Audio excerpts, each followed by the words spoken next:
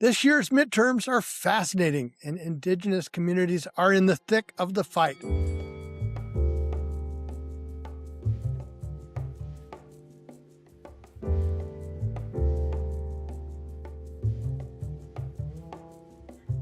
This year's midterms are fascinating, and Indigenous communities are in the thick of the fight. Let's talk about Alaska, Arizona, and Montana, plus significant races in Minnesota and New Mexico. Hey, it's Season 2 of Breaking History. Mark Trahant here. Remember, if you like this content, take a second to share, subscribe, and add a comment. There's a lot of history here. We have a lot to talk about today. Native Americans are a tiny slice of the electorate, depending on how you count, around 2% of the voting population. Advanced Native political leadership, an organization working on increasing Native power, estimates that Native American, Alaska Native, and Native Hawaiian people make up just 0.7% of elected offices. It would take 17,000 office holders to reach parity with population numbers. And yet those small numbers miss the significance of our contribution. Take land. The largest landholder in the United States, at least according to most counts, stands at 2.2 million acres. The list of the top 100 U.S. landowners ends at 13,000 acres. Bill Gates, one of the richest people on the planet, has been on a buying spree. He has title now to some 275,000 acres. Contrast that with Indigenous people, tribal governments, and enterprises. We control more than 56 million acres. And that's just trust land.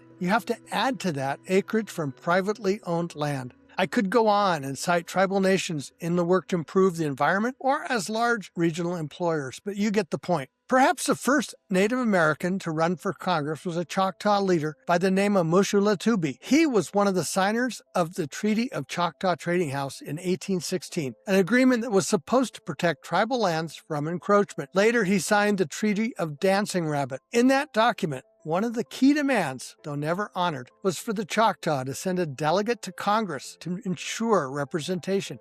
That would be like the District of Columbia or Puerto Rico. In 1830, Mushulatubee ran for Congress, as reported by the Christian Mirror and New Hampshire Observer. To the voters, fellow citizens, I have fought for you. I have been by your own act made a citizen of your state. According to your laws, I'm an American citizen. I've always battled on the side of this republic. I've been told by my white brethren that the pen of history is impartial, and that after years our forlorn kindred will have justice and mercy too. The irony of this campaign was it was almost a century before the American Indian Citizenship Act in 1924. That was the law that made most American Indian citizens.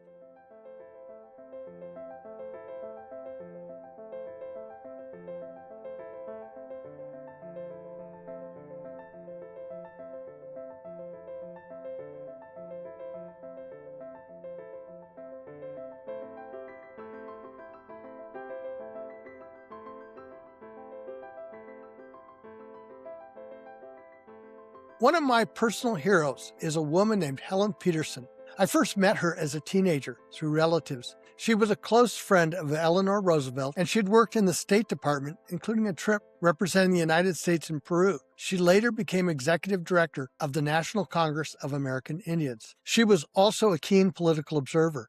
In 1957, she wrote a piece for the Annals of the American Academy of Political and Social Science, making the case for more participation by Native Americans in the broader electorate. She wrote, "The Indians are their own best spokesmen, their own best diplomats. But they can exercise these roles effectively only in proportion to their opportunities to exchange information and to use their combined strength and concerted voice." She analyzed history, voter turnout, and showed how Native voters could have made a difference. Senator Frank Church of Idaho won his primary election in 1956 by only 170 votes, she wrote. According to the chairman of one of the small tribes in that state, almost 100% of the eligible voters on his reservation went to the polls and accounted for about 180 votes for that candidate. The Indian vote could have been decisive in the 1952 election of Congressman Wayne Aspinall of Colorado, whose victory margin of 29 votes was contested in a precinct where Indians held the balance of power. Every election builds on that idea of increasing Native power at the ballot. And that brings us to the midterm elections in 2026. There are 3 marquee races in New Mexico, Minnesota, and Alaska. What do I mean by marquee? One way to think about these candidates is they are on the path where presidents come from, the ranks of governor or senator. In New Mexico, former Interior Secretary Deb Haaland is running for governor. She has, of course, a brilliant resume. She's Laguna Pueblo, she's been a state party chair, a member of Congress, and she knows how to get things done. I am struck by a conversation Deb had with my Indigenous House colleague, Jade Begay, where they explore the challenges of representing a community in mainstream politics. So you and I spent quite a bit of time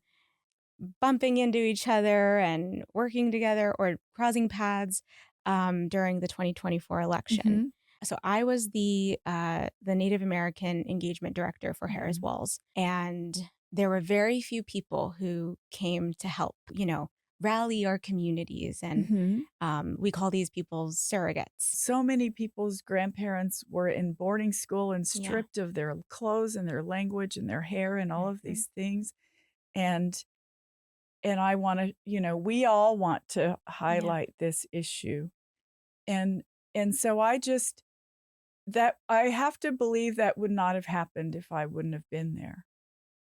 And I wouldn't have been there were it not for President Biden. This is such an important point. There is never going to be any candidate who represents 100% of all our interests. It's an impossible standard. But just by being in the room where decisions are made, you'll have more wins than losses. Let's talk about Alaska, and I have a story. Many years ago, I was giving a lunch talk to a group of young people at the National Museum of the American Indian. Right in the middle of the talk, without warning, Alaska's U.S. Representative Don Young walked in, came up to the stand, and took the microphone out of my hand. Then he proceeded to give a short speech, welcoming the people to Washington, and he repeated his prediction that he would one day be replaced by an Alaska Native. He said that a lot, so I had to take him at his word. But when he died, the Alaska Republicans kind of figured the seat belonged to them. Someone forgot to tell Mary Peltola. The Yupik woman won a special election and fulfilled Young's prediction. Then she won a 2-year term. Now she's running for the U.S. Senate against Dan Sullivan. She is running on a platform of fish and household economics. Her campaign cites the independence of Alaska Republicans, Senator Ted Stevens and that same Don Young.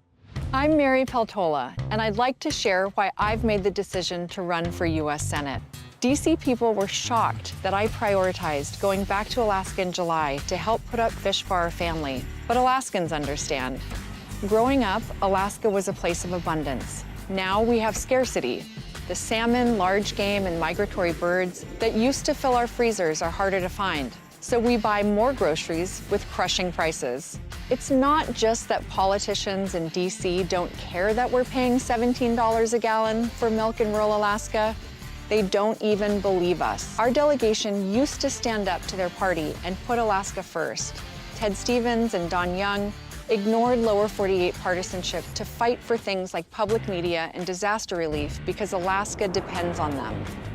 My agenda for Alaska will always be fish, family, and freedom. But our future also depends on fixing the rigged system in DC that's shutting down Alaska while politicians feather their own nest. The third marquee race is for the U.S. Senate in Minnesota, and the candidate is Peggy Flanagan, White Earth Ojibwe. I've known Peggy since she was a political organizer with Paul Wellstone, and she's built her political career step by step, a school board seat, then winning a special election as a state representative, then joining the ticket with Tim Walz and becoming the first Native woman to be elected as a lieutenant governor. Methodical, practical, and my favorite, ideological. She is a champion for progressive values. I've been writing on my Substack that the one thing about the Trump era is that we have to begin planning for what happens next.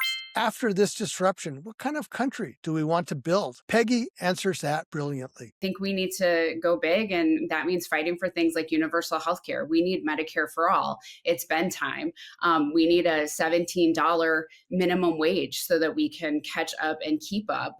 Those are fights that I've helped lead in Minnesota in raising the minimum wage, things like paid family and medical leave that will go into effect here in Minnesota in January. Those are the big fights that people want us to fight on their behalf. And I think so often we find Democrats who are fighting from a defensive crouch, or like, what's the fight that we think we could win, instead of what are the things that people actually need and deserve. And I think that's all about the fact that we've got big corporations who are playing in our politics. And it's why I've decided not to take corporate PAC money, because I think it's pretty dishonest to say that I'm going to, hold big pharma accountable to lower the cost of prescription drugs while accepting a check from them at the same time. People are smarter than that. And that, I think, is what, this choice is all about, and the future of our party overall. Universal health care is absolutely doable. Every industrial country in the world has figured this out. There's no reason to think we cannot. These three candidates are making history, win or lose. But there are so many other add-ons. In Arizona, there are 2 Indigenous candidates for Congress. Former Navajo Nation President Jonathan Nez is running in Arizona's 2nd Congressional District